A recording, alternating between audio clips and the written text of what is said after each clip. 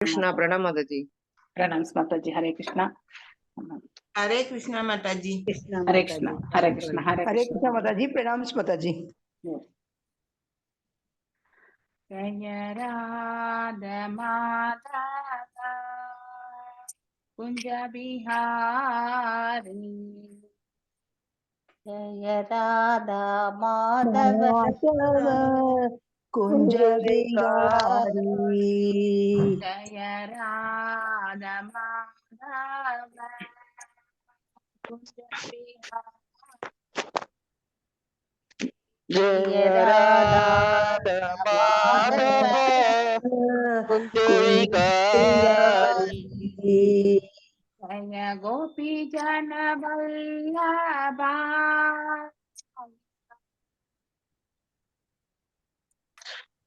जय गोपी गोपी वल्लभ गिरिवरधारी, गोपी जन वल्लभा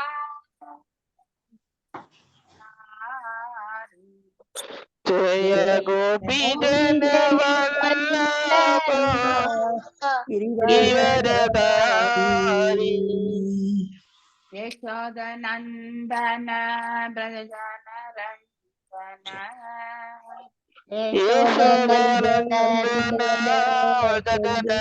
रञ्जन, यशोदनन्दन ब्रजजन रञ्जन यशोदनन्दन व्रजजन रञ्जन, यमुनतीरा पवनचारी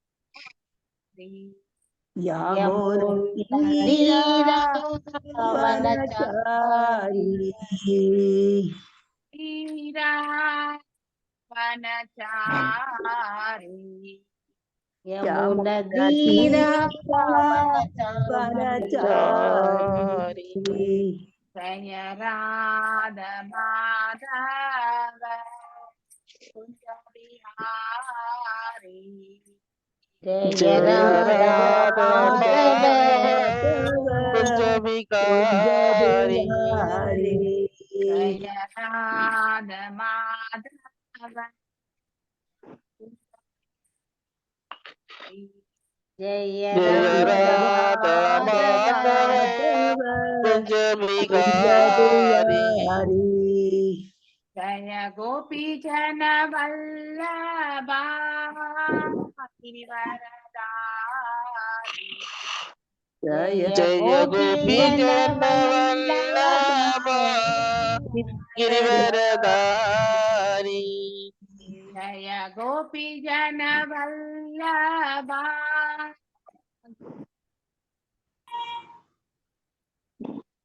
जय गोपी जन गिरिवरधारी, यशोदनन्दन रञ्जन यशोदनन्दन रञ्जन रञ्जन, ब्रजजन रञ्जन यशोदनन्दन व्रजजन रञ्जन,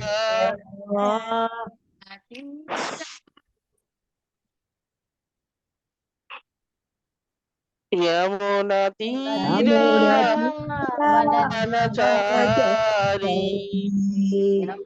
तीरा वनचारी यमुनातीर वनचारी, जय राधा माधव कुंज बिहारी, जय राधा माधव कुंज बिहारी, हरे कृष्णा कृष्ण कृष्ण हरे हरे, हरे राम राम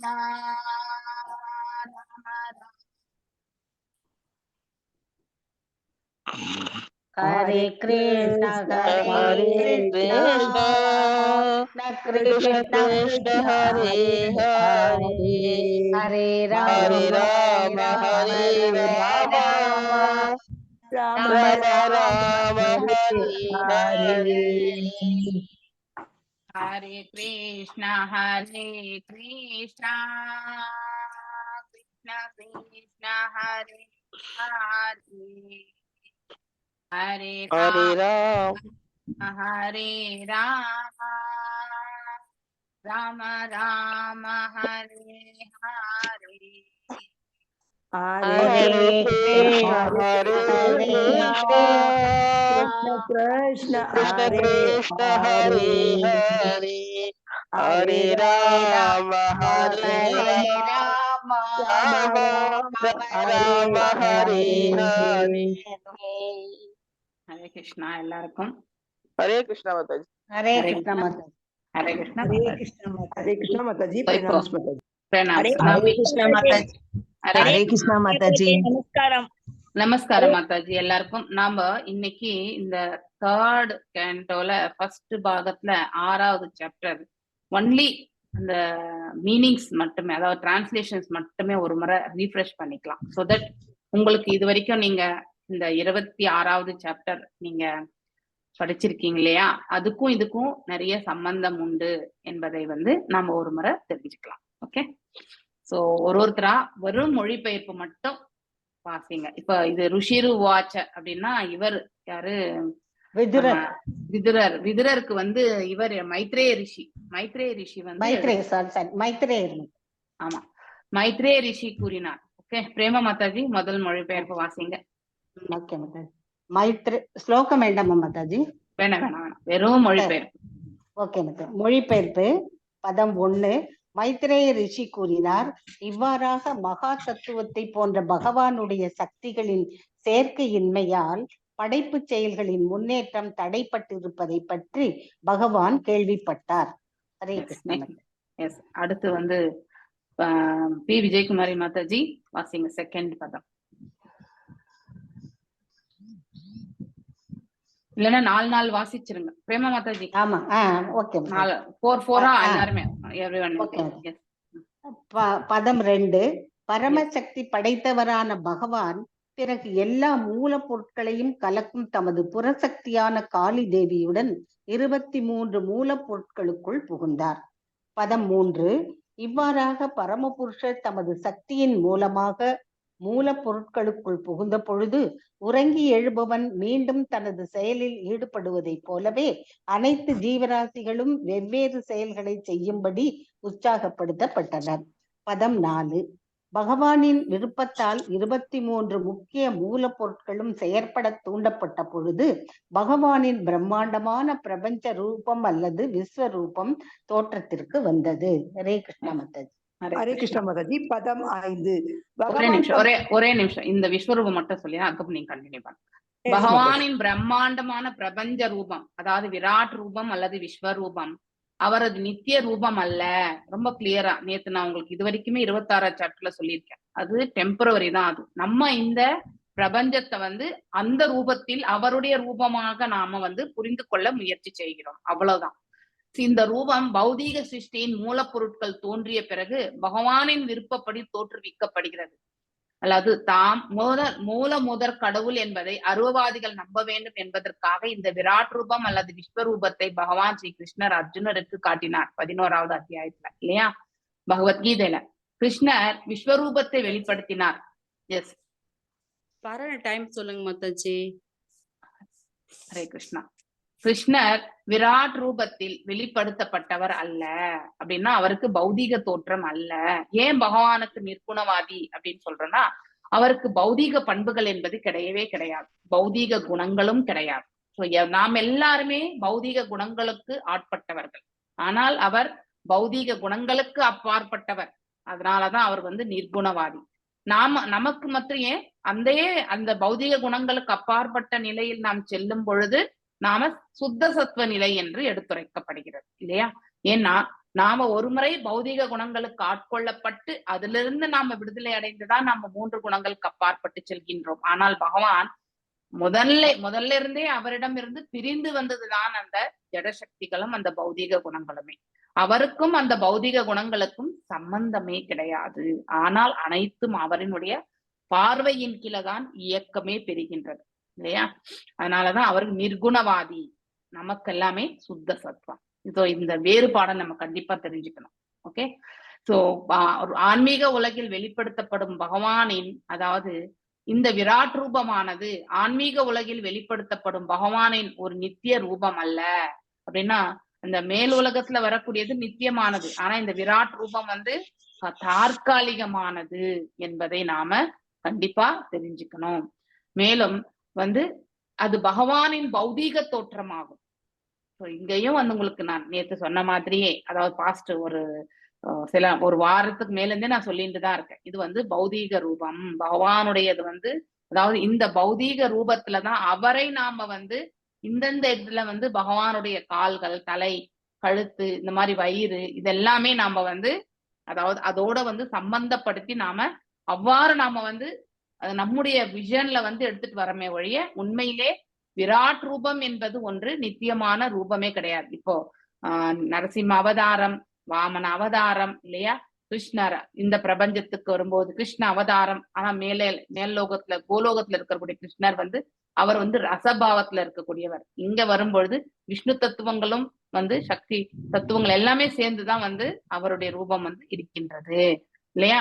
சோ இங்க வரும்பொழுது டிஃபரெண்டா இருக்காரு அப்படிங்கிறதையும் நாம தெரிஞ்சுக்கணும். சோ இந்த ஆரம்பம் சாதகர்கள், அதாவது அது பகவானின் பௌதிக தோற்றமாகும். ஆலயத்தில் உள்ள வழிபாட்டுக்குரிய மூர்த்தி அதுதான் அர்ச்ச விக்கிரகம். ஆரம்ப சாதகர்களுக்கு, அதாவது கனிஷ்ட அதிகாரிகளுக்கு ஏற்படுத்தப்பட்ட பகவானுடைய ஒரு தோற்றமாகும்.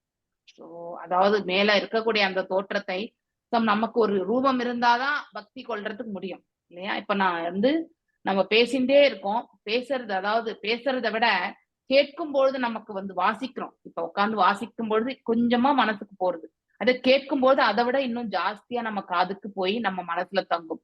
அதை விட இன்னும் ஃபாஸ்டா நமக்கு எது கிடைக்கும் அப்படின்னாக்கா, அதாவது வீடியோ பார்த்தாக்கா இன்னும் ஃபாஸ்டா அந்த ஒரு சீன் டயலாக் கூட நம்ம கரெக்டா ஞாபகம் வச்சுக்கலாம் இல்லையா? சோ அந்த மாதிரி அது நம்முடைய, அதாவது இயற்கை, இந்த பண்புகள் உண்டு.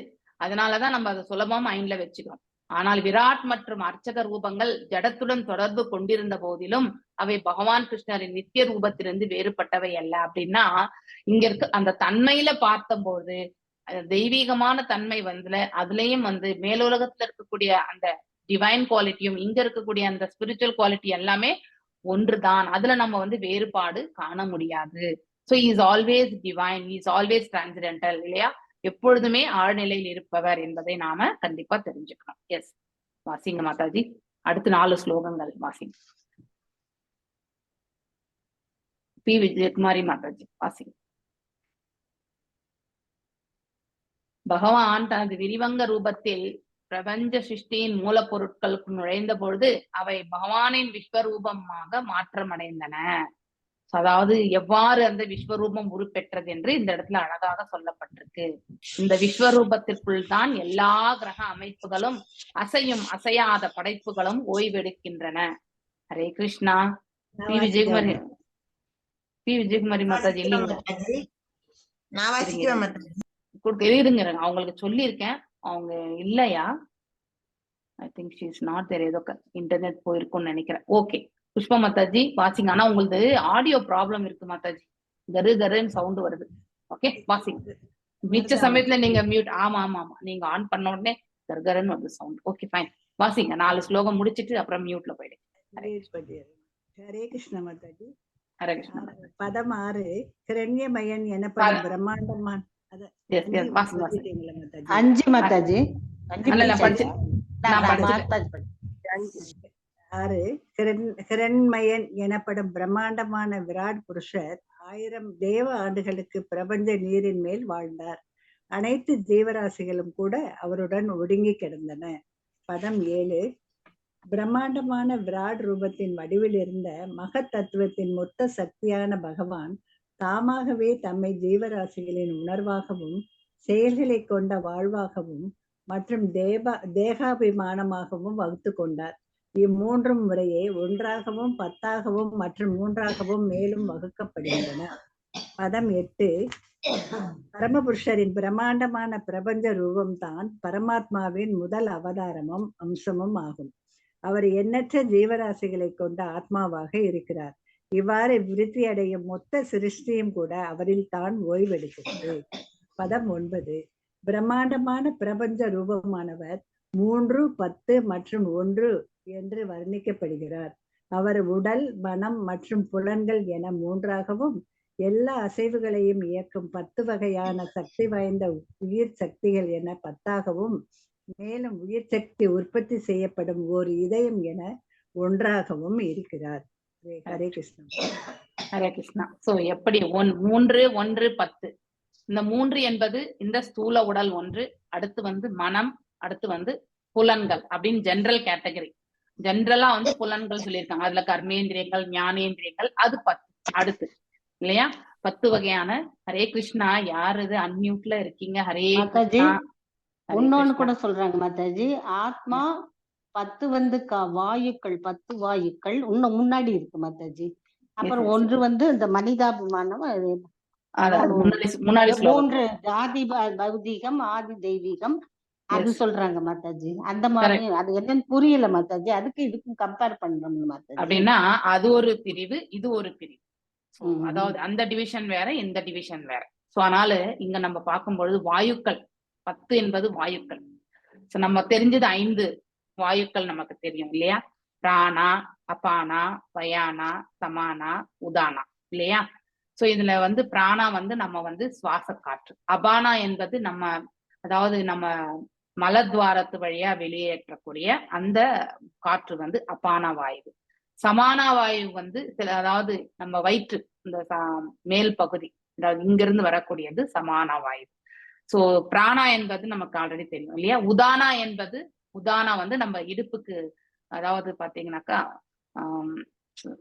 உதானா வாயு இருக்கு இந்த காற்று, அதாவது தொண்டையின் வழியாக செல்வதும், எது நின்றுவிட்டால் மூச்சு திணறி அடிக்கிறதோ அந்த காற்று உதானா. அதாவது உள்ளுக்குள்ள நம்ம உட்சுவாசம் வாங்குறோம் இல்லையா? அப்போ வந்து உள்ளுக்குள்ள நம்ம வயிறுக்கு கூட வந்து போகுது. சோ இந்த வயிறு வந்து அக்னி மற்றும் இந்த உதானா வாயு, அதுக்கப்புறம் இந்த உணவு எல்லாம் சேர்ந்துதான் செரிமானமே ஆகுறது.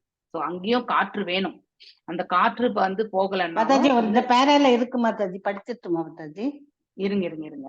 சோ அடுத்து வந்து வயானா காற்று வந்து நம்ம உடல் முழுவதுமே பரவி இருக்கு. அதனால்தான் நமக்கு இத்தினூண்டு ஆத்மா இருக்கிறது வந்து உடல் முழுவதுமே நமக்கு உணர்வு எப்படி வந்து பரவி இருக்குன்னாக்கா இந்த வயானா காற்று தான். இந்த 5 விதமான காற்றுக்கள்ல தான் வந்து இந்த ஆத்மா வந்து மிதந்துருக்கு ஹிருதயத்துல அப்படிங்கிறதையும் வந்து நாம 2nd சாப்டர் பகவத்கீதையிலையும் நம்ம படிச்சிருக்கோம் இல்லையா? மேலும் பாகவதத்திலயுமே வந்து இவ்வாறு நாம வந்து படிக்கிறோம்.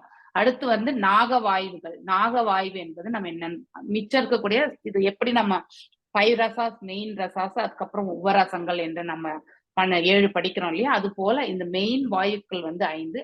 அதுக்கப்புறம் வந்து இது வந்து சப், அதாவது அதுல இருந்து நம்ம பார்க்கிறோம். மேலும் வந்து இவை 5 காற்றுக்களை விட இன்னும் சூக்ஷ்மமான காற்றுக்கள், அதாவது நம்ம கண்ணுக்கு புலப்படாத காற்றுக்கள் உள்ளன. கண்ணு வழியா இல்லையா? கண் வழியா, வாய் வழியா முதலியவற்றை திறப்பதற்கு உதவும் காற்று இல்லையா? கண் வழியா கூட நம்ம வந்து காற்று வந்து அதாவது வெளிப்படுது. வாய் வந்து நம்ம கொட்டாவி விடுறோம் இல்லையா? அது வந்து நாகவாயு என்று அழைக்கப்படுகிறது. பசியை அதிகரிக்க செய்யும் காற்று கிரகர வாயு.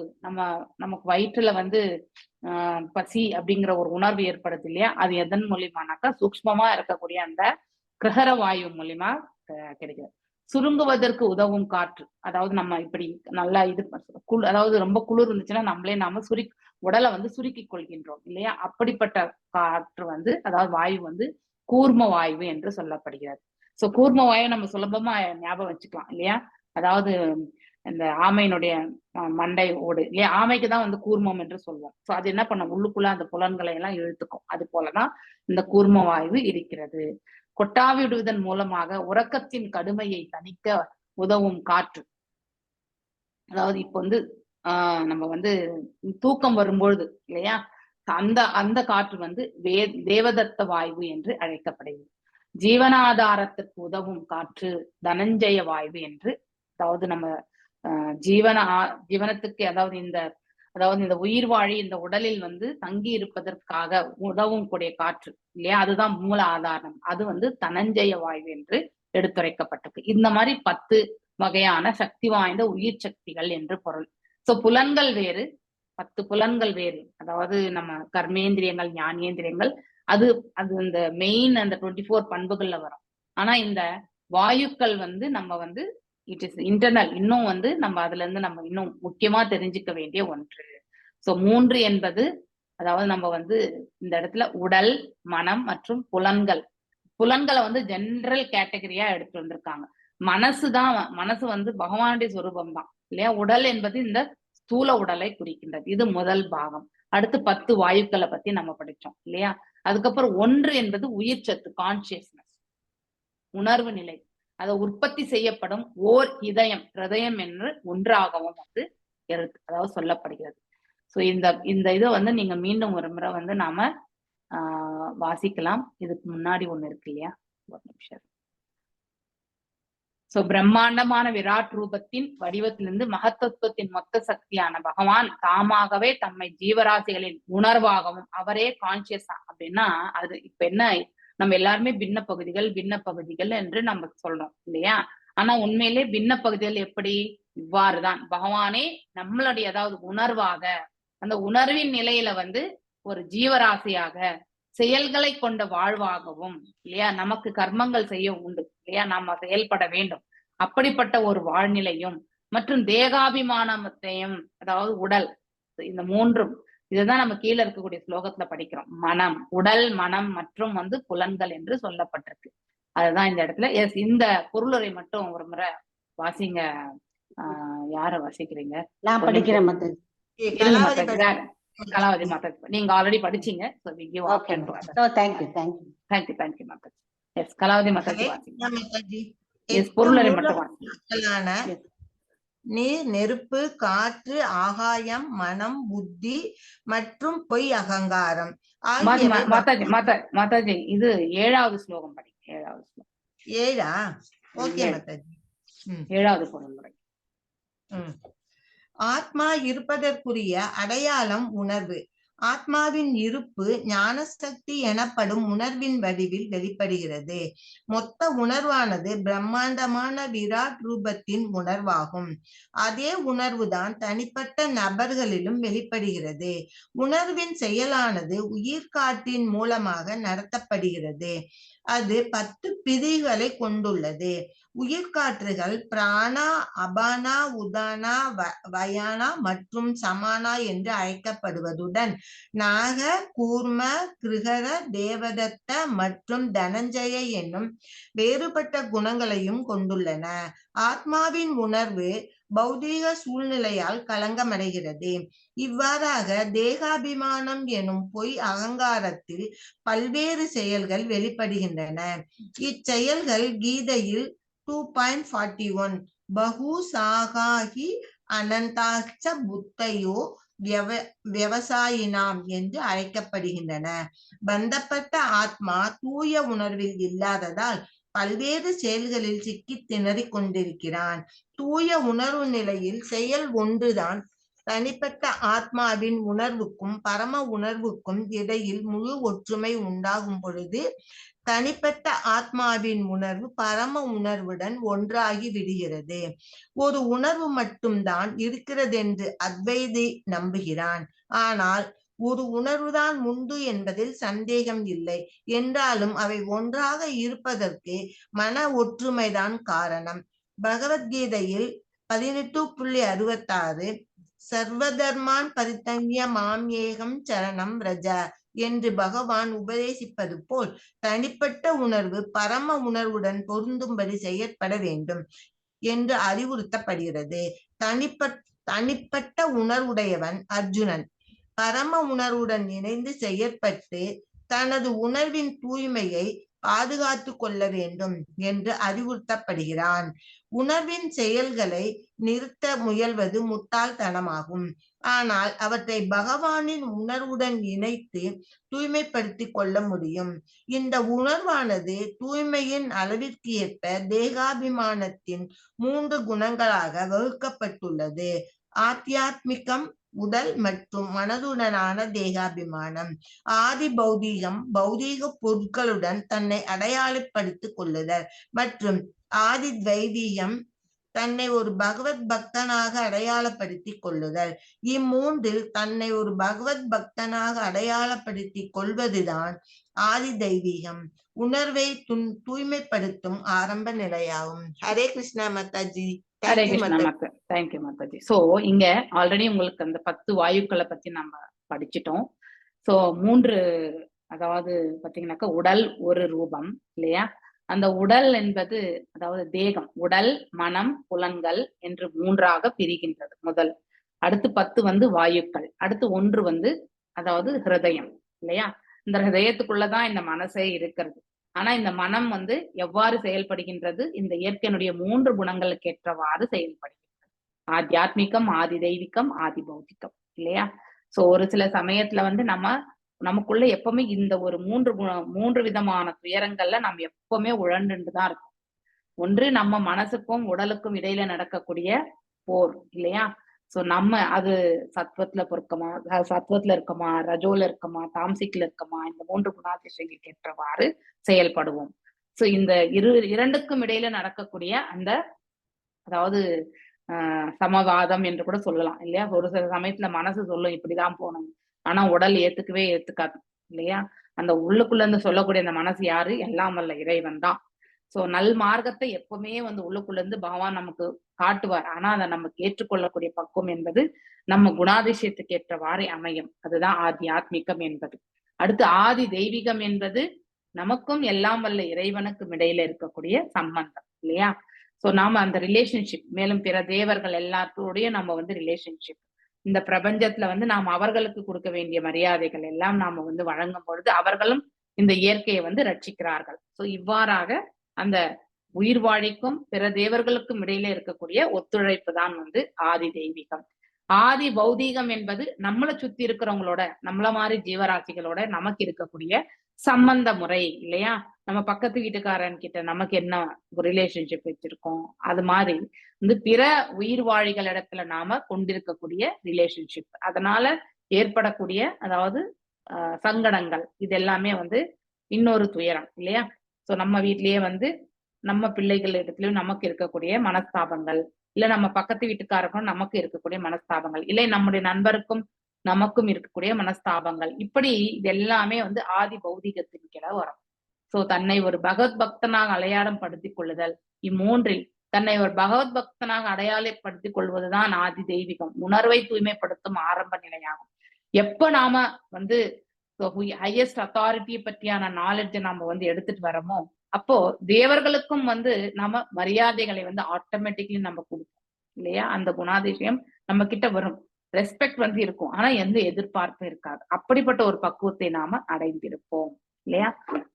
8 ஆயிடுச்சு மாதாஜி. ஒரு டவுட் மாதாஜி. இப்ப ஆதி தெய்வீகன்றது இயற்கையால தேவர்களால வர்ற துன்பங்கள் தானே, இந்த இடத்துல வேற மாதிரி இருக்குல்ல அப்படின்னா, நம்ம ஒத்துழைப்பு தேவர்களோட நம்முடைய ஒத்துழைப்பு கரெக்டா இருந்தா நமக்கு எந்த ப்ராப்ளமும் இருக்காது இல்லையா. அது அப்ப நாம என்ன பண்ணுவோம்னாக்கா இந்த துன்பத்தையுமே கடந்த நிலைக்கு நாம போவோம்.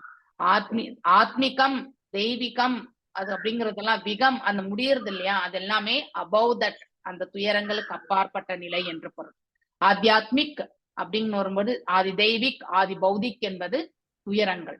சோ விகம் என்பது அந்த துயரங்களிலிருந்து நம்ம வெளியே வர்றது. ஆதி ஆத்மிக கிளேசா அப்படின்னா அது பௌதிக துன்பங்கள். ஆத்தியாத்மிக் கிளேஷா என்றாலே துன்பங்கள். ஓகே, கிளேஷா என்றாலே துன்பங்கள் தான். ஆத்தியாத்மிக், ஆதி பௌத்திக், ஆதி தெய்வீக், இது எல்லாமே துன்பங்கள். ஆத்தியாத்மிகம், ஆதி பௌத்திகம், ஆதி தெய்வீகம் அப்படின்றது இந்த துன்பங்களை எல்லாம் நாம எவ்வாறு அதாவது கடந்து வரக்கூடிய நிலை. அதுதான் எப்ப நம்ம மனசை இந்த ஸ்தூல உடலுக்கு சம்பந்தப்பட்ட செயல்களை எல்லாம் வென்று இல்லையா, அப்படின்னா அந்த பௌதீக தேவைகளை எல்லாம் வென்று நாம எப்ப நிற்கிறோமோ அப்ப ஆத்தியாத்மிகம்ல நம்ம ஒரு சிரம் பெற்ற நிலை, தன்னுணர்வு நிலையில நாம நிலை பெற்றிருக்கின்றோம்னு அர்த்தம். இல்லைன்னா இந்த இயற்கையினுடைய 3 குணங்கள்ல தான் நம்ம இன்னும் உழன்னு இருக்கோம், ஆத்தியாத்மிக்ல இருக்கோம்னு அர்த்தம். அதே மாதிரி ஆதி பௌதிகம் என்பது நமக்கும் நம்மளோட இருக்கவங்களோட இருக்கக்கூடிய ரிலேஷன்ஷிப் இல்லையா? சோ அதை வந்து நம்ம நல்ல விதத்துல எடுத்துட்டு போகும்பொழுது அங்கே வந்து நிம்மதி என்பது இருக்கின்றது. அதாவது ஆதி பௌதிக் என்பது இருக்கிறது கிடையாது, துயரம் என்பது இருக்காது. சோ அதாவது பௌதிக பொருட்கள் தன்னை அடையாளப்படுத்தி கொள்ளுதல் அப்படின்னா நாம யாரு என்பதை நாம தெரிஞ்சுக்கணும். ஸோ பேசிக்கலி நான் யார் என்பதை நான் உணர்ந்தால், அடுத்தவர்களும் யார் என்பதை நாம் உணர்ந்தால், அவர்களோட நமக்கு இருக்கக்கூடிய சம்பந்தம் என்பது பக்குவம் அடையும். அது ஆதி பௌதிகம். சோ அப்ப அந்த இடத்துல வந்து நிம்மதி என்பது இருக்கும். ஆதி தெய்வீகம் என்பது நமக்கும் தேவர்களுக்கும் இருக்கக்கூடிய சம்பந்தம் என்பதை தெரிந்து கொண்டு, சோ எல்லாமல்ல இறைவனுடைய நிலையையும் நாம புரிந்து கொள்ளும் பொழுது, அவருக்கு நாம திருத்தொண்டு புரியும் பொழுது ஆட்டோமேட்டிக்லி எல்லா தேவர்களுமே மகிழ்ச்சி உறுகிறார்கள் இல்லையா? சோ அப்ப நம்ம வந்து we are attaining the higher state இல்லையா? அந்த 3 குணங்களுக்கு அப்பாற்பட்ட நிலையை நாம அடைகின்றோம். சோ அதனால் நம்மை அதாவது தன்னை ஒரு பகவத் பக்தனாக அடையாளப்படுத்திக் கொள்வதுதான். சோ பகவத் பக்தன் என்பது எப்ப வரும்னா when we are above the 3 modes, அந்த நிலையில, இல்லைன்னா கனிஷ்ட அதிகாரியில தான் நம்ம உட்கார்ந்துருப்போம் இல்லையா? ஒரு மத்தியமமோ இல்ல வந்து ஒரு தூய பக்தி நிலைக்கோ நம்ம கண்டிப்பா செல்லும் பொழுதுதான் இந்த அடையாளத்தை நம்மளால காணவே முடியும். பக்குவம் என்பது மத்தியம அதிகாரியிலே வரும். ஏன்னா மத்தியம அதிகாரி பொசிஷன்ல இருக்கிறவங்களுக்கு வந்து எது நல்லது, எது கெட்டது, எது செய்யக்கூடாது, எது செய்யக்கூடாது, பிரவிற்த்தி மார்க்கம் எது, நிவர்த்தி மார்க்கம் எது இல்லையா? வேத சாஸ்திரங்கள் எல்லாம் எடுத்துரைக்கப்படுத்துறது நியமங்கள், அது எல்லாமே நிவர்த்தி மார்க்கம் இல்லையா? அது அப்படியே நம்ம வந்து ஃபாலோ பண்ணும் பொழுது நமக்கு வந்து பலன்களை கருதாமல் நாம வந்து செயல்படும் போது அது நிவர்த்தி மார்க்கம் இல்லையா? பிரவர்த்தி மார்க்கம் வந்து யமா என்பது பிரவர்த்தி, நியமா என்பது நிவர்த்தி. சோ அதனால அதாவது எதெல்லாம் செய்யக்கூடாதுன்னு நம்ம சொல்லினே இருப்போம் இல்லையா? அதுதான் வந்து பிரவர்த்தி. ஆனா நிவர்த்தி என்பது அதாவது வேத சாஸ்திரங்கள் பிரகாரமே வந்து பிரவர்த்தி என்பது நம்ம பலன் கருதும் செயல்கள் இதெல்லாமே நம்ம செய்வோம். பிரவர்த்தி அதாவது நம்முடைய வர்ணாசிரம தர்மம் இதெல்லாம் வச்சு நம்ம வந்து செய்வோம். ஆனா பலன்களை கருதி செய்யும் பொழுது நம்ம வந்து அது பிரவர்த்தி ஆகி விடுகின்றது. ஆனா நிவர்த்தி என்பது பலன் கருதாமல் வேத சாஸ்திரங்கள் பிரகாரமே என்ன எடுத்துரைக்கப்பட்டிருக்கிறதோ அதை அப்படியே வந்து செயல்படுத்துவதுதான் நிவர்த்தி. சோ பந்தப்படுத்துவது வந்து நமக்கு பிரவர்த்தி ஆகி விடுகின்றது, விடுதலை அளிக்க வல்லது வந்து நிவர்த்தி ஆகின்றது. சோ அதனுடைய நோக்கம் என்னன்னு தெரிஞ்சுட்டு நாம கண்டிப்பா செய்யலாம். டிஸ்கிரிமினேஷன் கண்டிப்பா. மாதாஜி இன்னொரு இது கேட்கலாமா தெரியல, ஆனா எனக்கு ஒரு சந்தேகம். அதாவது நம்ம அந்த சத்துவம், ரஜஸ், தமோ அந்த 3 குணங்கள் தானே மாதாஜி சொல்றோம். இப்ப இந்த இடத்துலயும் இந்த ஆதி ஆத்மிக்கம், இந்த ஆதி தெய்வீகம், இந்த ஆதி இதையும் நம்ம குணங்கள் 3 குணங்களாக, அப்ப அந்த 2க்கும் என்ன வித்தியாசம் மாதாஜி? ஆக்சுவலி ஆத்தியாத்மிக்ல மட்டும்தான் 3 குணங்களை பத்தி நம்ம பேசுவோம். ஏன்னா அங்கதான் அந்த உயிர் வாழி வந்து இந்த 3 குணங்களோட செயல்படும் இல்லையா? Common point. இப்ப நீங்க ஒரு உயிர் வாழி, நான் ஒரு உயிர் வாழி. நான் எந்த சமயத்துல வேணாலும் சாத்வீகமா இருப்பேன், எந்த சமயத்துல வேணாலும் நான் ராஜசிக்கா செயல்படுவேன், எந்த சமயத்துல வேணாலும் எனக்கு சூழ்நிலை வந்து தமச குணத்தை வந்து கொடுத்துக்கிட்டோம் இல்லையா? சோ அப்படி செயல்படக்கூடிய தன்மை இந்த உடலும் இந்த உயிர் வாழி இடையில வந்து தர்க்கம் என்பது கண்டிப்பா இருக்கும். நம்ம மனசுக்குள்ளேயே வந்து இப்படி செய்யக்கூடாதுன்ற உணர்வு ஒரு குணாதிசயத்துல நமக்கு வெளிப்படுத்தினாலும் இன்னொரு குணாதிசயம் வந்து டாமினன்ட். ஏன்னா இந்த 3 குணங்களோட போட்டி நடந்துட்டேதான் இருக்கும் இல்லையா? சோ அப்படி அதனால வரக்கூடிய துயரங்கள் வந்து ஆத்தியாத்மிக் என்று சொல்லுவாங்க. ஆனா ஒருவர் இந்த 3 குணங்களை வெல்லும் பொழுது அவர் வந்து அது ஆத்தியாத்மிகத்துல இருக்காங்க. மிகம் அந்த முடியணும். ஆத்தியாத்மிகம் என்பது இந்த உடலுக்கும் அந்த ஆத்மாவுக்கும் இடையில இருக்கக்கூடிய அந்த செயல்பாடுகள். ஹரே கிருஷ்ணா. சோ இந்த ஒரே ஒரு இதுல மட்டும்தான் நம்ம இந்த 3 குணங்களை பார்க்கிறோம். ஆனா காமனா பார்க்கும் பொழுது ஒரு முறை ஒரு உயிர் வாழி வந்து ஒரு பர்டிகுலர் குணாதிசயத்துக்கு, ஒரு சுபாவத்திற்கு அவர் வந்து ஆட்கொள்ளப்பட்டு விட்டால் எல்லாருக்குமே உண்டு அந்த இயல்பு இல்லையா? நம்ம ஒன்று சத்வத்துல இருக்கலாம், ஒன்னு ரஜோல இருப்போம், ஒன்னு தாமசிக்கல இருப்போம். ஏதோ ஒரு குணாதிசயம் தான் நம்ம கிட்ட மேன்மையா இருக்கும். 90%. மிச்சம் இருக்கக்கூடிய இந்த 10% தான் அந்த வேறுபட்டு இருக்கக்கூடிய இன்னும் 2 குணாதிசயங்கள் எப்பயாவது வெளிப்படும். ஏன்னா காம்படிஷன் நடந்துட்டே இருக்கும். அது அந்த மாதிரி ஒரு குணாதிசயத்துல, ஏதோ ஒரு குணாதிசயத்துல இருந்து கொண்டு நம்முடைய செயல்களை எல்லாம் நாம செய்யும் பொழுது நம்ம சுற்றுப்புறம் இருக்கக்கூடிய எல்லாரிடத்திலுமே நம்முடைய சுபாவம் வெளிப்படுத்துகின்றோம். அதனால ஏற்படக்கூடிய அதாவது சங்கடங்கள் தான் ஒரு உயிர் வாழிக்கும் இன்னொரு உயிர் வாழிக்கும் ஏற்படக்கூடிய இடையில ஏற்படக்கூடிய சங்கடம் தான் ஆதி பௌத்திக். சோ அந்த சங்கடங்களும் வந்து நம்ம சங்கடமாக எடுத்துக்கொள்ளாமல் எப்ப நாம் அதை வென்று வெளியே வர்றோமோ அது வந்து ஆதி பௌத்திகம். ஓகே. சோ மேலும் வந்து ஆதி தெய்வீக் அப்படிங்கிறது வந்து தேவர்களுக்கும் நமக்கும் இடையில ஒத்துழைப்பு என்பது வேண்டும் இல்லையா?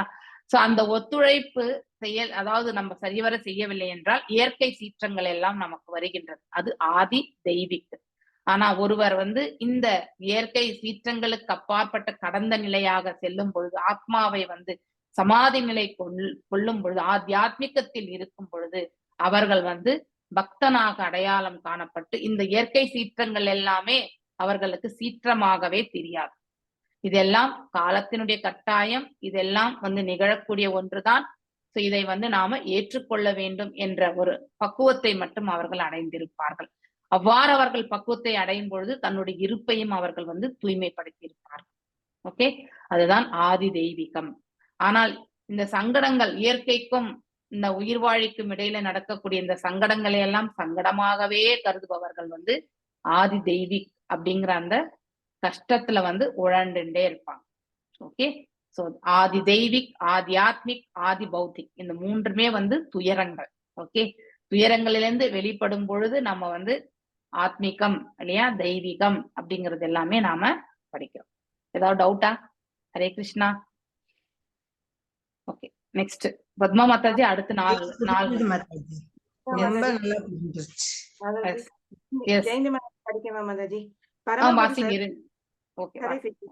பரமபுருஷர் பிரபஞ்ச தோற்றத்தை நிர்மாணிக்கும் தொழில் ஒப்படைக்கப்பட்டுள்ளது. எல்லா தேவர்களுக்குள்ளும் பரமாத்மா இருக்கிறார். தேவர்களால் இவ்வாறு வேண்டப்பட்ட பகவான் தமக்குள் சிந்தித்தவாறு தேவர்களின் புரிந்துணர்வதற்காக தமது பிரம்மாண்ட ரூபத்தை தோற்றுவித்தார். ஹரேஷ், ஒரே நிமிஷம். பதம் 11. மைத்ரேயர் கூறினார், பிரம்மாண்டமான பிரபஞ்ச ரூபத்தின் தோற்றத்திற்கு பிறகு பரமபுருஷர் எப்படி தேவர்களின் பல்வேறு ரூபங்களாக தம்மை பிரித்து கொண்டார் என்பதை என்னிடமிருந்து கேளும்.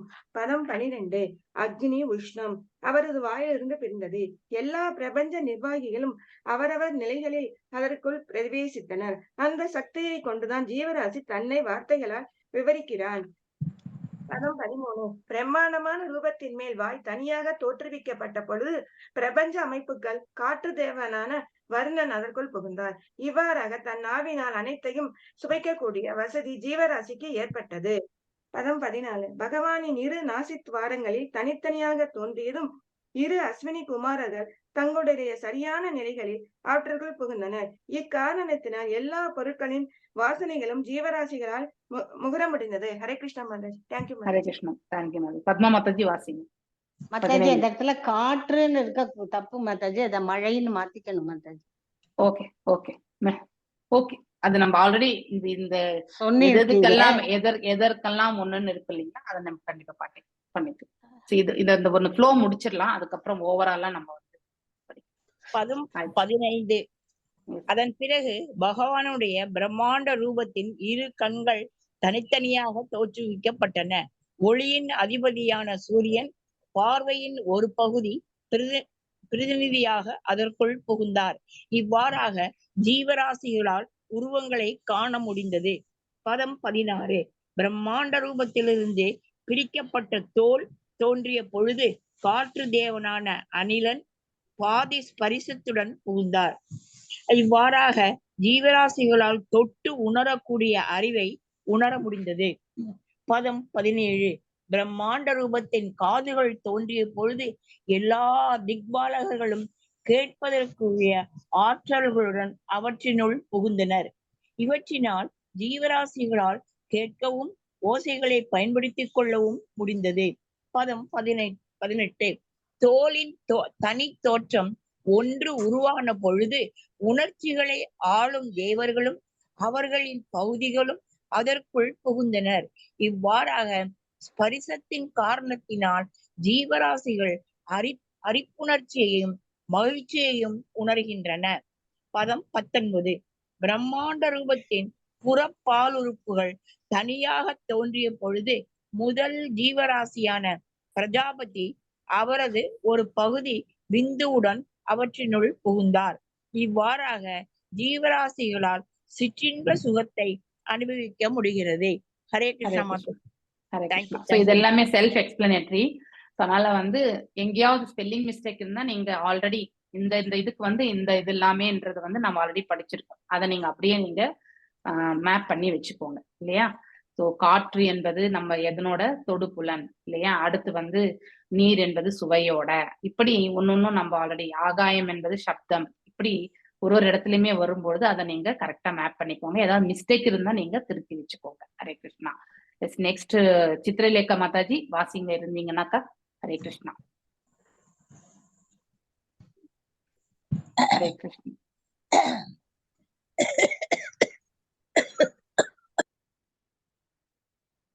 ஹரே கிருஷ்ணா. ஜெயமகாலட்சுமி மாதாஜி நீங்க வாசிங்க. ஹரே கிருஷ்ண மாதாஜி. ஹரே பதம் 20. மலத்வாரம் தனியாக தோன்றியது. மித்திரன் என்ற ஆளும் தேவர் மலம் கழிப்பதற்குரிய பகுதி உறுப்புகளுடன் அதற்குள் புகுந்தார். இவ்வாறாக ஜீவராசிகளால் மலத்தையும் சிறுநீரையும் கழிக்க முடிகிறது. பதம் 21.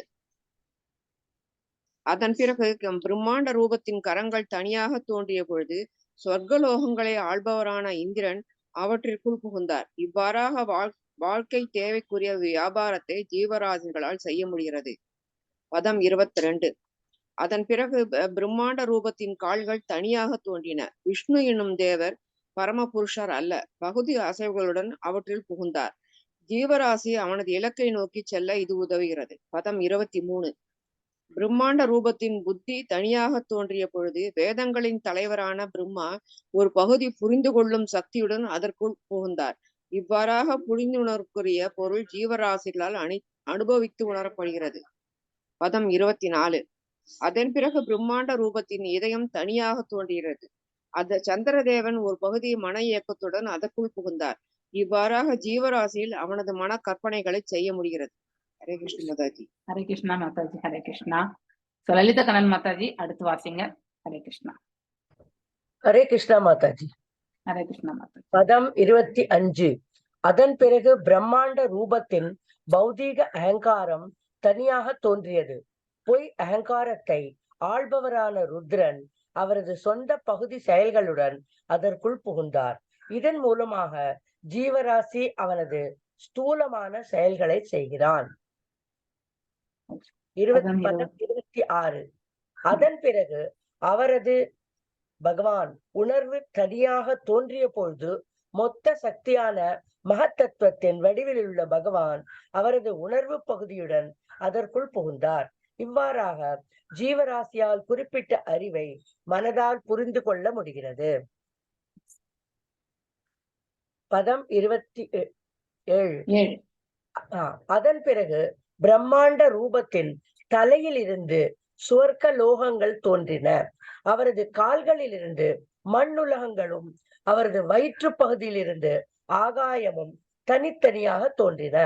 அவற்றிற்குள் தேவர்களும் மற்றவர்களும் ஜட இயற்கை குணங்களுக்கு ஏற்ப தோன்றினார்.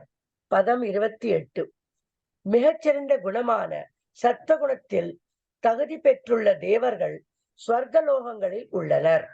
ஆனால் மனிதர்களோ அவர்களுடைய ரஜோகுண சுபாவத்தினால் அவர்களுக்கு கீழ்ப்பட்டவர்களுடன் பூமியில் வாழ்கின்றனர். பதம் 29. ருத்ரனின் சகாக்களாக உள்ள ஜீவராசிகள் ஜட இயற்கையின் மூன்றாவது குணத்தை அல்லது அறியாமையை விருத்தி செய்து கொள்கின்றனர். அவர்கள் மண்ணுலகங்களுக்கும் சொர்க்கலோகங்களுக்கும் இடையிலுள்ள ஆகாயத்தில் உள்ளனர். 30. குரு வம்சத்தில் சிறந்தவரே, பிரம்மாண்ட ரூபமான விராட்ட புருஷரின் வாயிலிருந்து வேத ஞானம் தோன்றியது. இந்த வேத ஞானத்தில் நாட்டம் கொண்டவர்கள் பிராமணர்கள் என்று அழைக்கப்படுகின்றனர். இவர்கள் எல்லா சமூக பிரிவுகளுக்கும் இயல்பான போதகர்களாகவும் ஆன்மீக குருமார்களாகவும் உள்ளனர். ஹரே கிருஷ்ணா மாதாஜி. ஹரே கிருஷ்ணா மாதாஜி. ஹரே கிருஷ்ணா. தேங்க்யூ. சித்ரலேகா மாதாஜி இருக்கீங்களா? ஹரே கிருஷ்ணா. 31. நான் படிக்கிறேன் மாதாஜி. நெட்வொர்க் இஷ்யூ ஆயிடுச்சு, அதனால படிக்க முடியலைங்க மாதாஜி. ஓகே, வாசி. பதம் 31. அதன் பிறகு பிரம்மாண்டமான விராட் ரூபத்தின் கரங்களிலிருந்து பாதுகாக்கும் சக்தி உற்பத்தியானது. இத்தகைய சக்தியின் தொடர்பாக சத்திரியர்களும் தோற்றத்திற்கு வந்தனர். சத்திரிய தொழில்களை பின்பற்றுவதன் மூலம்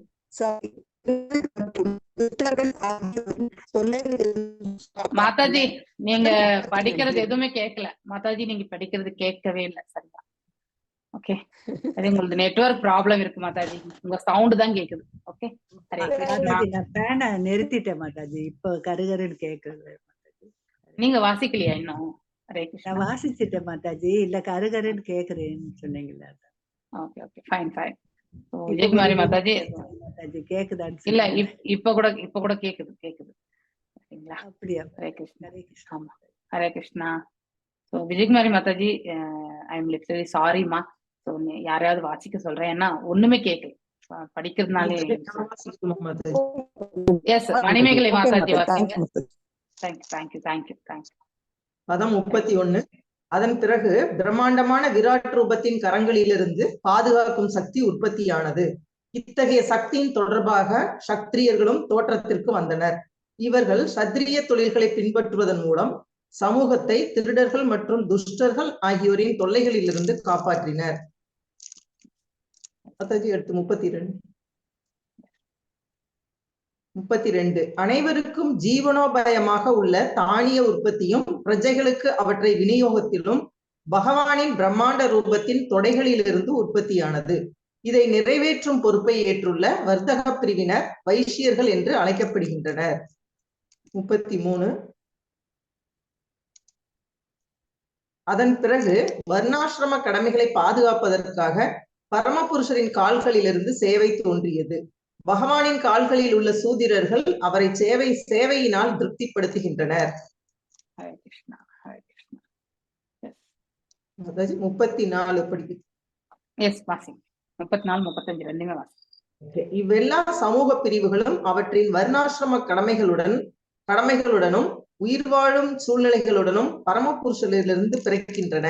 இவ்வாறாக பந்தப்படாத வாழ்வையும் தன்னுணர்வையும் பெறுவதற்கு ஆன்மீக குருவின் வழிகாட்டுதலின் கீழ் பரமபுருஷரை ஒருவன் வழிபட வேண்டும். 35. விதுரரே, பரமபுருஷரின் அந்தரங்க சக்தியினால் தோற்றுவிக்கப்பட்டுள்ள பிரம்மாண்ட ரூபத்தின் உன்னதமான காலத்தையும் செயலையும் மற்றும் ஆற்றலையும் யாராலும் அளவிட முடியாது. இந்த பொருளுரையும் கொஞ்சம் வாசிங்களா? அப்படி இதுல மத்த 36 இல்லைங்களா? ஆமா. பொருளுரை. பரமபுருஷரின் அந்தரங்க சக்தியால் யோகமாயையால் தோற்றுவிக்கப்பட்டுள்ள பிரம்மாண்ட ரூபத்தை பற்றிய மனக்கற்பனைகளில் தவளையை போன்ற தத்துவவாதிகள் ஈடுபடக்கூடும்.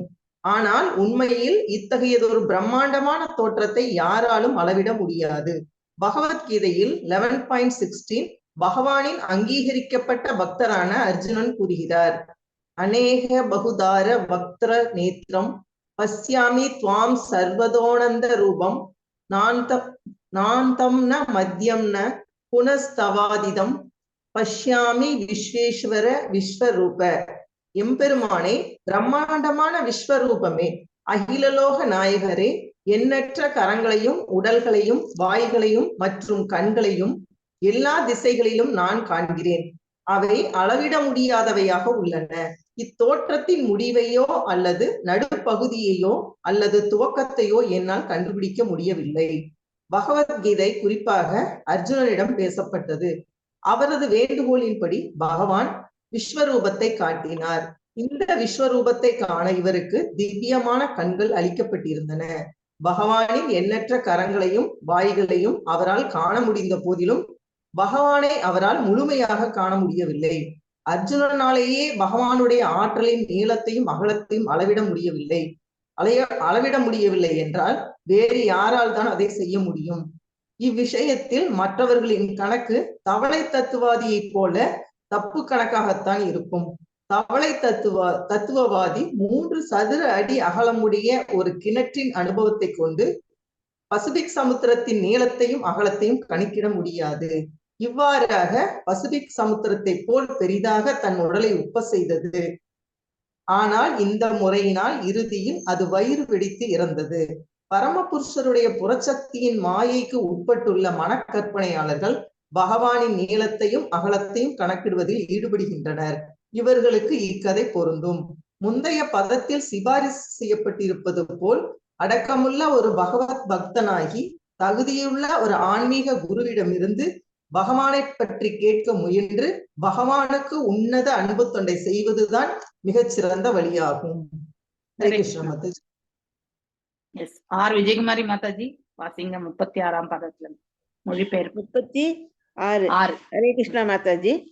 இது மொழிபெயர்ப்பு படிக்கட்டுங்களா? எல்லா பொருளையும் சேர்த்து ஒண்ணு வெறுமனே ஏதாவது இம்பார்ட்டன்ட் மட்டும்தான் நான் ஒண்ணு படிக்க சொல்றேன். என்னுடைய இயலாமைக்கிடையிலும் ஆன்மீக குருவிலிருந்து எதையெல்லாம் என்னால் கேட்க முடிந்ததோ, எதையெல்லாம் என்னால் கிரகிக்க முடிந்ததோ அந்த பகவானின் பெருமைகளை எல்லாம் தூய வார்த்தைகளால் இப்பொழுது நான் விவரிக்கிறேன்.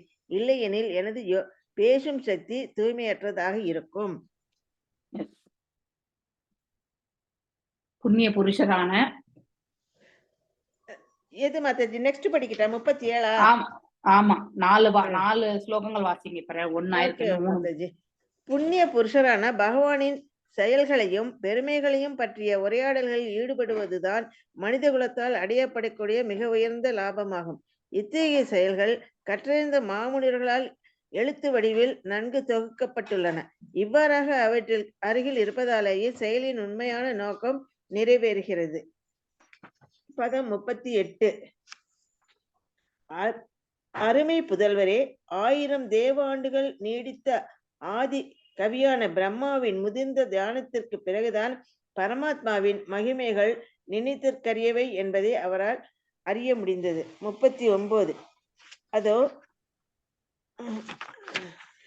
பரமபுருஷரின் அற்புத சக்தியானது ஜாலக்காரர்களுக்கு கூட குழப்பத்தை விளைவிப்பதாக உள்ளது.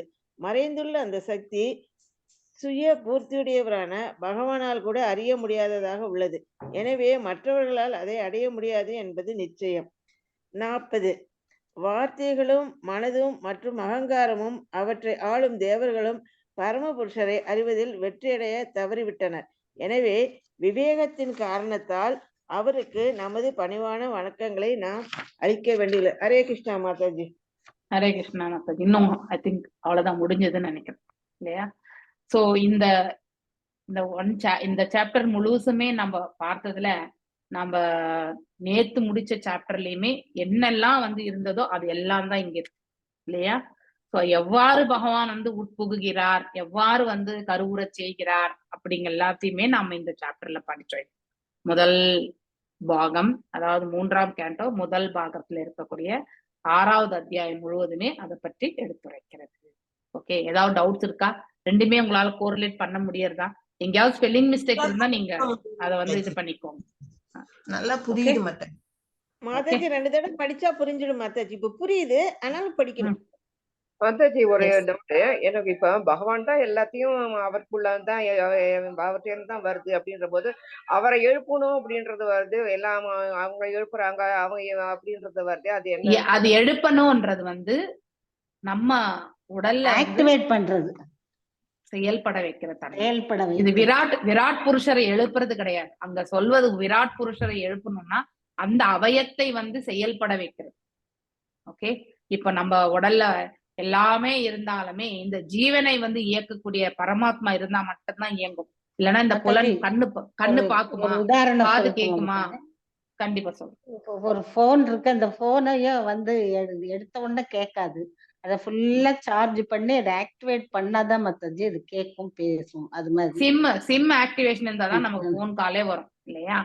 அந்த சிம் ஆக்டிவேஷன், இப்ப நம்ம கிட்ட போன் இருக்கு, செட்டிங் பண்ணிருக்கேன், கான்டாக்ட்ஸ் எல்லாம் போட்டு வச்சிருக்கேன் நானு இல்லையா? சிம்மையும் நான் போட்டு வச்சிருக்கேன், இது எல்லாமே இருக்கு. அது போலதான் மாதாஜி, ஜெய் மகாலட்சுமி மாதாஜி, இந்த உடல்ல இருக்கக்கூடிய, அதாவது விராட் ரூபர்ல இருக்கக்கூடிய அந்த புலன்கள் எல்லாம் செயல்பட வைக்கிறதுக்கு அந்தந்த தேவதைகள் அந்தந்த இதுக்குள்ள நுழைறாங்க அப்படிங்கிறது. இப்ப கால்கள் பாத்தீங்கன்னாக்கா தொடைகள் எல்லாமே இந்த இப்ப படிச்ச சாப்டர்ல நீங்க பார்க்கும் பொழுது விவசாயம் இதெல்லாமே இருக்கின்றது என்று சொல்லப்பட்டிருக்கு இல்லையா?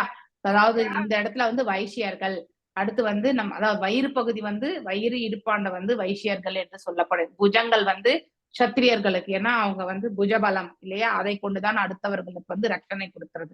தலைபாகம் பிராமணர்களுக்கு கொடுக்கப்பட்டிருக்கு. கால்கள் பாகம் இன் ஜெனரலா விராட் ரூபத்துல வந்து சூத்ரர்கள், ஏன்னா அவங்க எல்லாருக்குமே வந்து பணிவிடை செய்யணும்ட்டு.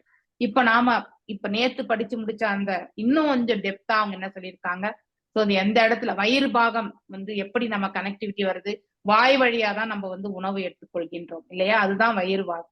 சோ நாக்கு தான் வந்து நமக்கு கல்டிவேஷன், அதாவது நிலம் என்பதும் ஒரு இடத்துல நம்ம படிச்சோம். இந்த 2-3 நாள்ல வந்து ஒன் ஆஃப் த ஸ்லோகத்துல வந்து, அதாவது நாவில்ல தான் நமக்கு உணவு படைக்கின்றக்கூடிய ஸ்தலம் என்று சொல்லப்பட்டிருக்கு. அதாவது விராட் புருஷருடைய நாவு அப்படின்னாக்கா இந்த பிரபஞ்சத்துல இருக்கக்கூடிய வயல்வெளிகளுக்கு வந்து அது ஒப்பிடப்பட்டிருக்கு. நீங்க ரூபத்தை வந்து வச்சிருந்தா கூட இங்க என்னென்ன ஃபங்க்ஷன்ஸ் இருக்கு அப்படிங்கறத வந்து நம்ம வந்து செயல்கள் எல்லாம் செய்யறோமா, அதெல்லாம் அந்த ரூபத்துக்கு வந்து நாம மேப் பண்ணணும். கேட்கும் தன்மை என்றது வந்து காதுகளுக்கு கொடுத்தது. அந்த தேவதை வந்து நம்ம அதாவது அதுக்குள்ள நுழையிறாங்க அப்படின்னா நமக்கு பாத்தீங்கன்னாக்கா கேட்கும் தன்மை நம்ம காதுக்கு கூட வந்து அந்த தேவதை இருக்கிறதுனால்தான் நமக்கு கூட கேட்கக்கூடிய தன்மை நமக்கு இருக்கு அப்படிங்கிறது வந்து சொல்லப்படும். நாசி வந்து அஸ்வினி குமாரர்களுக்கு இல்லையா, இப்படி அந்த நுகருதல் மூலியமா வந்து போறது அப்படிங்கிறது வந்து நேத்திய அந்த சாப்டர்லயும் நம்ம அதைதான் படிச்சோம் இல்லையா. சோ விராட் புருஷர் என்பது ஒரு ரூபமே அல்ல, இப்பதான் நம்ம அதையும் படிச்சோம். அது ரூபமே கிடையாது. ஆனா இந்த பௌதீக இயற்கையை வந்து அவருடைய ரூபத்து செயல்களுக்கு ஏற்றவாறு அவருக்கும் வந்து இப்ப நமக்கு கண் இருக்குன்னா நம்ம பார்க்கின்றோம் இல்லையா.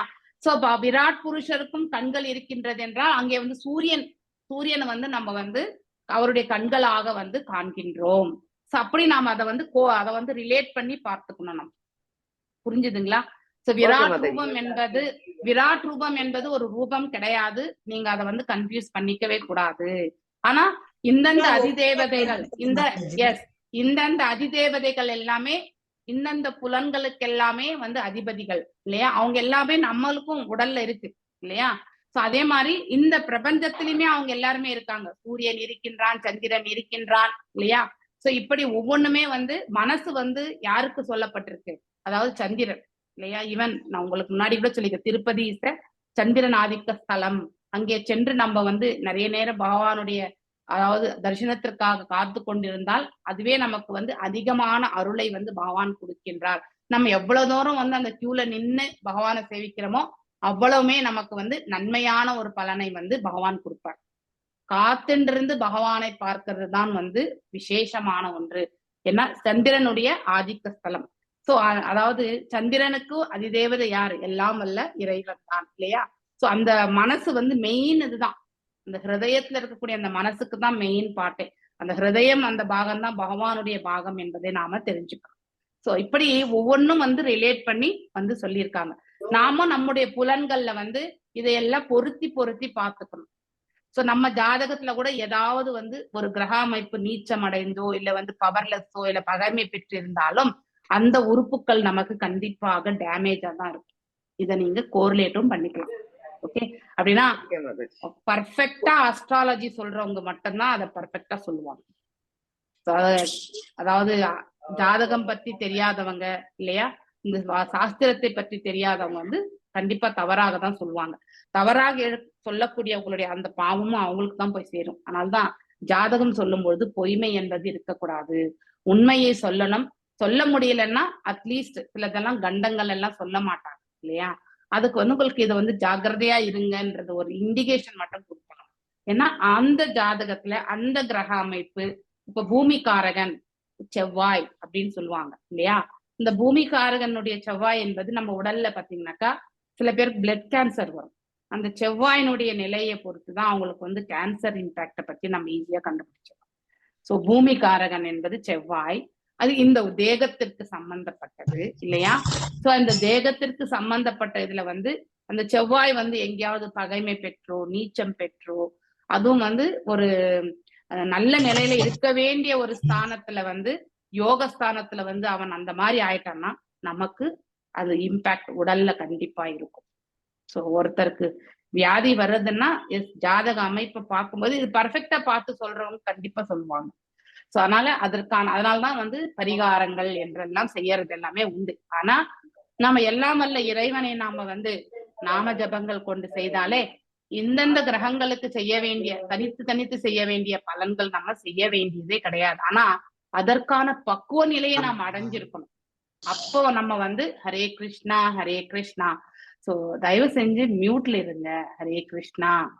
ஸோ ஏன்னா நீங்க ஸ்னீஸ் பண்றது எல்லாமே இந்த இடத்துல வந்து சப்தமா கேட்கறது. ஓகே, சோ நாளைக்கு யாராவது ரெக்கார்டிங் வந்து அப்லோட் பண்ணும்பொழுது கண்டிப்பா தெரிய வரும். ஓகே, ஹரே கிருஷ்ணா. புரிஞ்சதுன்னு நினைக்கிறேன் இல்லைங்களா? நீங்க இதை வந்து அத வந்து நம்ம வந்து மேப் பண்ணி பாத்துக்கணும். விராட் ரூபம் என்பது ரூபமே கிடையாது. இந்த விராட் ரூபம் என்பது இந்த அதாவது நம்முடைய தோற்றம் போலதான் பகவானுடைய தோற்றம் என்று நம்ம பெரிய ரூபத்துல நம்ம பாக்குறோம். ஆனா அந்த நம்ம இந்த புலன்களுக்கு எல்லாமே தேவதைகள் இருக்கிறது எல்லாமே இந்த பிரபஞ்ச தோற்றத்துல நம்ம பார்க்கிறோம் இல்லையா? சோ அநேக மலைகள், நீர்த்தேக்கங்கள், நீர்நிலைகள் இதெல்லாமே வந்து நம்ம வந்து ரிலேட் பண்றோம். அதே மாதிரிதான் பகவானுடைய ரூபம் அதுன்றத நம்ம எடுத்தோம். ஸோ கனிஷ்ட அதிகாரியா இருக்கிறவங்களுக்கு வந்து எங்க கடவுள் இருக்காருன்னா இதுவும் கடவுள் தான். ஸோ இது அவருடைய, அதாவது பாத்தீங்கன்னாக்கா ஆறு ஓடுறதுனாக்கா அவருடைய உடலில் ஓடக்கூடிய நீர் என்பது நாம விராட் ரூபத்துல மேப் பண்றோம். ஆனா உண்மையிலே அந்த நதியினுடைய சொரூபமும் கங்கை பாயும் நதிகளில் நான் கங்கை என்று சொல்லிட்டார் பகவான் இல்லையா? படிச்சுட்டே வரணும். நம்ம உடல்லையுமே வந்து அதாவது பாத்தீங்கன்னாக்கா 2 பாகம் நீர் வந்து இருக்கு. ஒரு பாகம் தான் நம்ம வந்து உணவு உட்கொள்றது எல்லாமே. சோ ஜலம் தான் ஓடுறதே இல்லையா? நம்ம குடிக்கக்கூடிய தண்ணி, அதாவது உணவு உட்கொள்கின்றோம், அதனுடைய எல்லாமே காம்பினேஷன்ல தான் இந்த ரத்தமா வந்து மாறுகின்றது உள்ள இல்லையா? இதை யாராவது மறுக்க முடியுமா? ஐ திங்க் யாராவது மெடிக்கலா இருக்கிறவங்களால இது வந்து நல்லா புரிஞ்சுக்க முடியும். எனக்கு அந்த பேக்ரவுண்ட் கிடையாது. ஸோ ஓரளவுக்கு காமன் சென்ஸ் மட்டும் தான் எனக்கு உபயோகப்படுத்த முடியும். ஓகே, ஹரே கிருஷ்ணா. ஸோ நம்ம சிந்திக்கு இது வரைக்கும் நம்ம படிச்சது. தேங்க்யூ, ஹரே கிருஷ்ணா. சோ இப்படி நம்ம வந்து எந்த புலனும் செயல்படணும்னா அந்தந்த புலனுக்குரிய அதிதேவதைகள் ஒழுங்கா வேலை செஞ்சாதான் கையை தூக்குறதோ காலத்து, அது இல்லைன்னா ஏதாவது ஒரு பார்ட்ல கோளாறு வந்துதான் ஆகும் இல்லையா வந்தது. அப்ப அந்த புலனுக்குரிய அந்த அதிதேவதையை நம்ம வொர்ஷிப் பண்ணணும், இல்லைன்னா காடோ. அதெல்லாம் நம்ம வந்து கனிஷ்ட நிலையில இருக்கும்பொழுது நம்ம வந்து ஒரு ஜோசியர் சொன்னா அதெல்லாம் செய்வோம். ஆனா இப்ப பக்தி வந்து நம்ம பக்குவம் அடைந்த நிலைக்கு நாம எடுத்துட்டு போனா அவை அனைத்துமே பகவானுடைய ரக்ஷை கடைக்கண் பார்வையால். இப்ப பாத்தீங்க இல்லையா? அதாவது அவருடைய கடைக்கண் பார்வையால தான் எல்லாமே இருந்தா கூட எதுவுமே செயல்படாது. ஆனா அவருடைய கடைக்கண் பார்வை பார்க்கும் பொழுது அனைத்துமே செயல்பட ஆரம்பிக்கின்றது. இந்த ஜீவன் கூட இதை நம்ம எப்படி நம்ம உடலோட மேப் பண்ணிக்கலாம்னாக்கா இதுல வந்து ஜீவாத்மா இருக்கு, புலன்கள் இருக்கு இல்லையா? எல்லாமே இருக்கு. இந்த ஸ்தூலம் இருக்கு, சூக்ஷ்மம் எல்லாமே இருக்கு. ஆனா பரமாத்மா வந்து அந்த ஆத்மாவை வந்து செயல்படுத்தினால்படியே இந்த அவயங்கள் எதுவுமே செயல்படாது இல்லையா? அதே மாதிரி இந்த இயற்கையில இருக்கக்கூடிய அனைத்து வஸ்துக்களுமே பகவானுடைய கடைக்கண் பார்வை படும் பொழுதுதான் அனைத்தும் செயல்படும், இல்லைன்னா செயல்படாது. ஓகே, ஹரே கிருஷ்ணா. வாஞ்சகல்பதாருப்யஸ்ய கிருபா சிந்துப்ய ஏவ ச பதீதானாம் பாவனேப்யோ வைஷ்ணவேப்யோ நமோ நமः. ஹரே தாஸ் தாகூர் ஜெய்.